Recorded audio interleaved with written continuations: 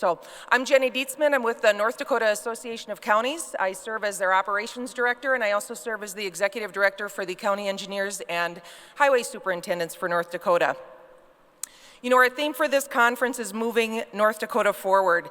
And when I look at the partnerships that we have across the state with government entities, our contracting partners and consultants, we all have one common goal, and that's to move our state transportation system forward to be safer for every traveler in our roadways. Our opening speaker this morning has definitely moved our industry forward over his 30-plus year career. He's an advocate for contract partners across the state and is highly involved in bringing a unified voice to the legislature for the construction industry. Some of you may have had the good fortune of hearing many of his Recipedia anecdotes. Please help me give a warm welcome this morning to AGC Executive Director Russ Hanson.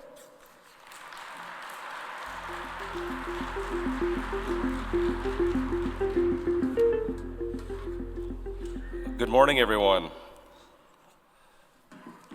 What a fantastic conference, 880 attendees. That is just absolutely amazing. When I first heard a couple years ago of this concept of having this statewide transportation conference, I thought, yeah, they'll do well, maybe get a couple hundred people, but 880, just absolutely fantastic. As Jenny mentioned, I'm with the association, the Associated General Contractors. We are the commercial construction association in the state and America. We enjoy partnering with all of our partners in the design and owner entities because it does take us all to design, plan, and execute projects. And events like this are great opportunities to do that. So the AGC has been around since 1951. We represent all forms of commercial contracting, and obviously transportation's a big part of that with our highway and bridge contractors, subcontractors, and materials suppliers.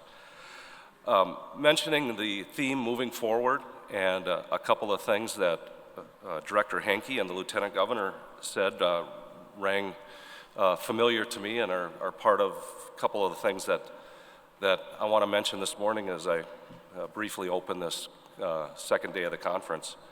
Moving forward makes me think of, improving, and it made me think of a keynote speaker the AGC had about a dozen years ago, former All-Pro, he'd be called an edge rusher in today's football, Carl Mecklenburg, and he talked about being better as a professional in the field that he was in, and he quoted a comment one of his coaches, Dan Reeves, made, where he said, "Nothing ever stays the same.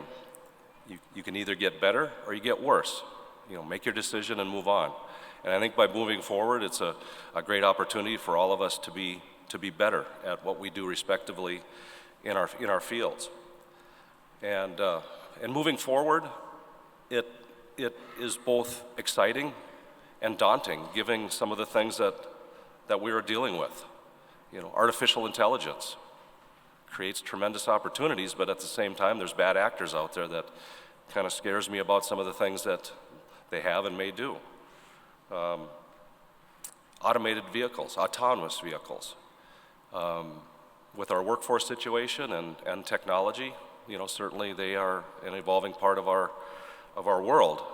I recall in 2019 when the NDOT had their 100-year celebration, and they had the big expo right here, and we were part of that, amongst, I'm sure many of you all were too, and there was an autonomous bus out in the parking lot, and they were giving rides. And being a semi-control freak, I got on that thing, and it scared the hell out of me. I just wanted to get off of it. I just didn't like it, but it is part of the evolvement of our environment. And of course, workforce.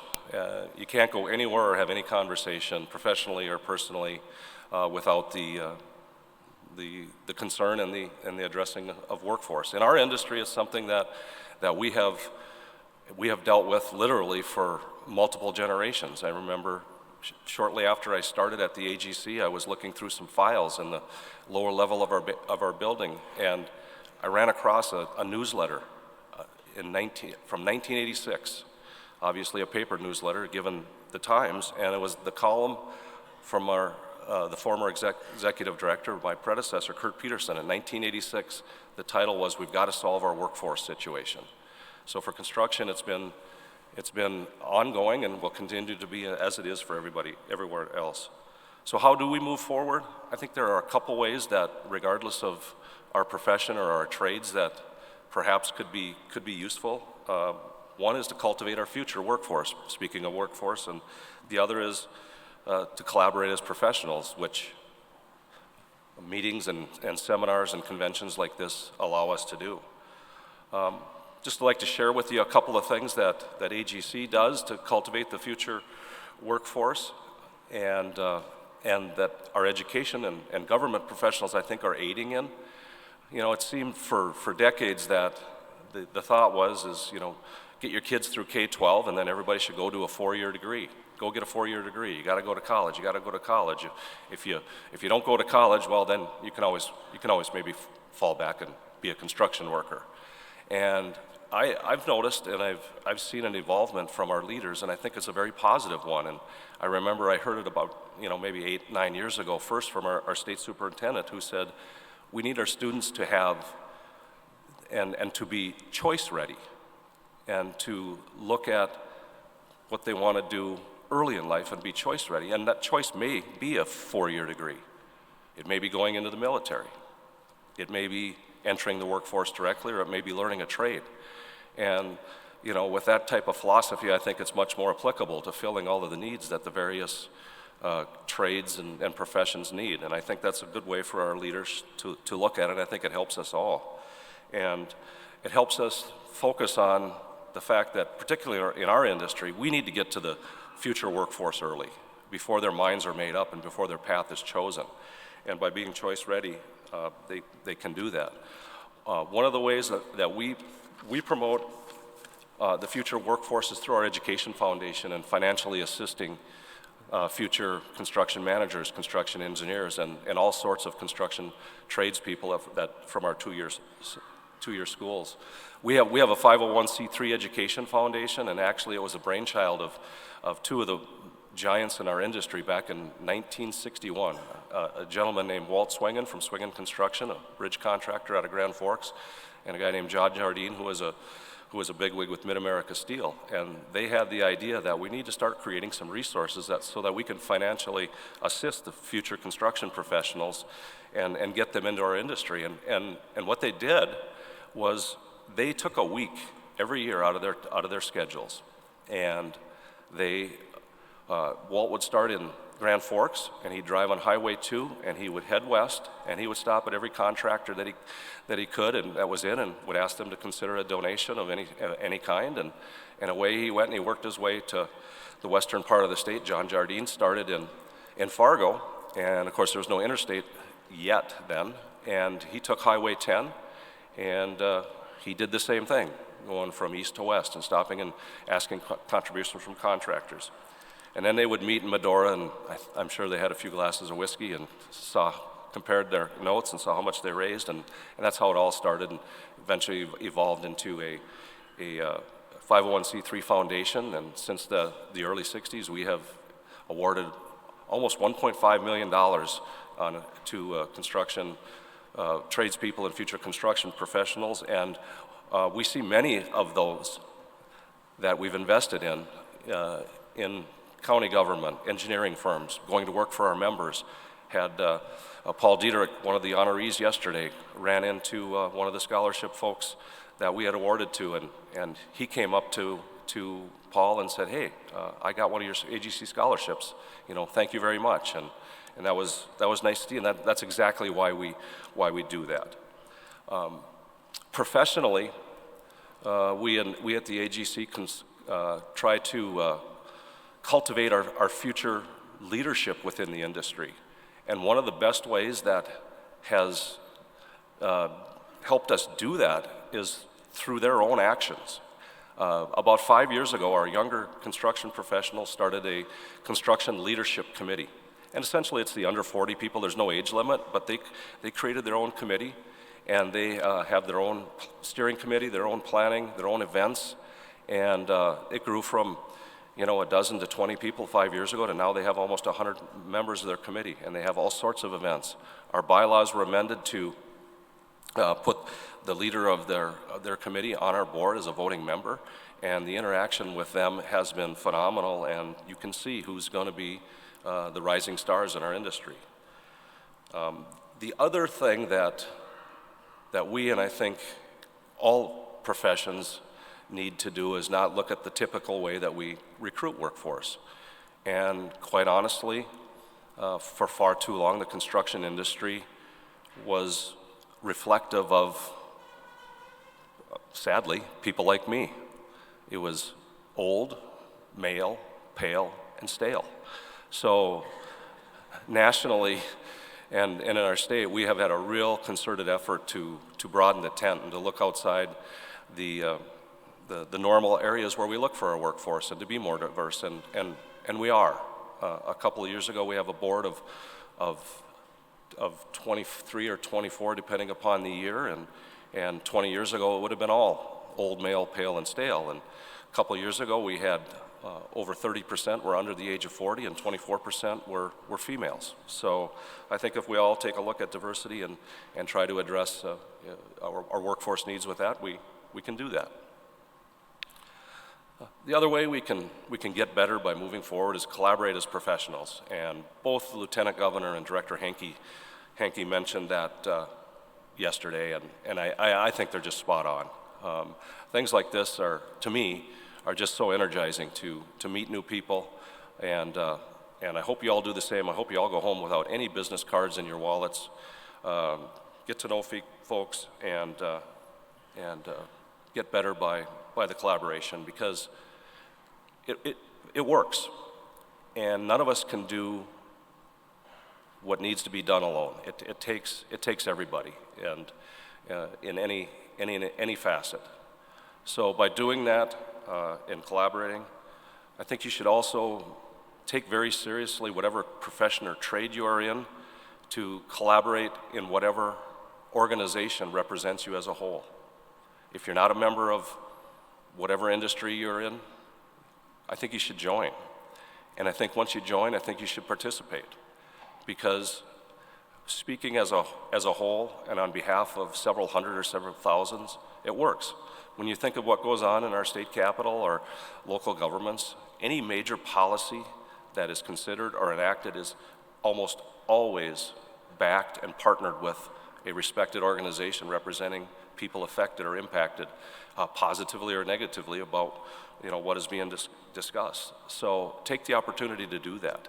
And particularly in North Dakota, where we have a citizen legislature, and in communities where we know most everybody, we have access to make those cases and to have those discussions that not everybody else has in other nations or other states that are more populous. So please do that.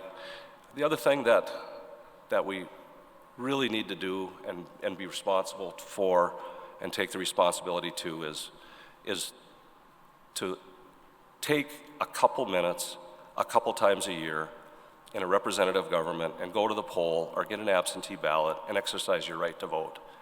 I'm a political nerd, and I'm one of those guys that follows these things and have my whole life, and I realize that isn't everybody, and nor should it be. But on June 11th and November 5th, decisions are being made locally, nationally, from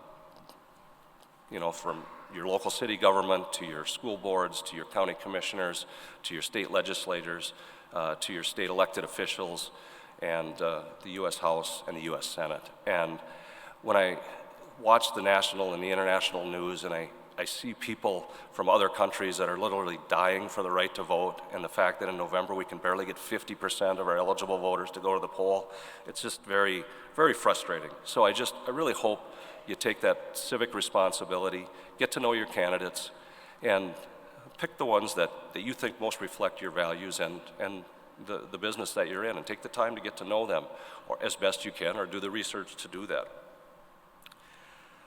We live in the greatest state and the greatest country in the world, and we have that opportunity, and I really hope that we take the time to do that and have a good representative form of government. And particularly on the state legislative side, we're very soon going to be feeling the impact of term limits. And there was a lot of turnover before term limits, and there's going to be a lot more. So you're going to have individuals that are leading committees and making major policy decisions that don't have a lot of historical knowledge of those industries. And you, as professionals, you have that. And our legislators don't have staff. So they rely on people that are respected and have information about issues that they're going to be considering as policies. And again, being involved in a professional or a trade association to do that, that's the avenue to do that. You know, and even without even without term limits, there are 23 Senate seats that are up for re-election or election this fall, and 7 of them are not running due to age, health, or family situations. So that's a large pool. So there's going to be a lot of new faces, and by getting involved and being part of a larger respected group, you can have an impact, and I really hope you do that. And in closing, when I looked at this agenda, I was really pleased that I'm giving the opening remarks prior to a session on mental health, because mental health is an epidemic and it is real. And I was at the AGC for many, many years until I learned that the industry with one of the highest, if not the highest, suicide rates is construction. And how could I work at the AGC for almost 10 years and not know that? And then doing a Google search to see what other industries are highly impacted by the suicide rates. Agriculture's up there, mining's up there. So it's a big issue and a real issue nationally, and certainly given those demographics here in North Dakota. And that has become a priority from our national association that we have taken on as a state association as well the past few years. And by addressing it, it does make a difference and it does work. And we've actually, by talking about it, and that's hard for the construction industry people to do. I mean, it's, as I mentioned, it's heavily male, so you know, it's stoic, it's tough. These people are out alone and they struggle. But we have been doing it, and we've had members that have come to our office, come to me and say, hey, I have struggled. I have had a lifelong issue. Let me tell my story. And we did that at our convention last year, and one of our past presidents told his story about his lifelong struggle with mental health and the ups and the downs, and really talked about how he had a plan to end his life, but by getting help at the right time, he was able to deal with that, and he's doing well. And through prioritizing mental health, he's talking about it. And at that session, it was packed, and you could hear a pin drop. And it was great illustration that mental health affects anyone. Because this was a 6'7" former college athlete, big man, beard. And then just last week, my coworker Carrie had an appointment, and I just happened to sit in on it. And it was a member who came in and said, hey, I've struggled with mental health, and the association is prioritizing on it. How can I help? So by addressing it, it does work. So I'm so pleased that this is part of this seminar, along with all the other things. And I hope that you've enjoyed this conference. You're going to take a lot from it, and that we cultivate our future workforce, we collaborate as professionals, and we get better as we move forward.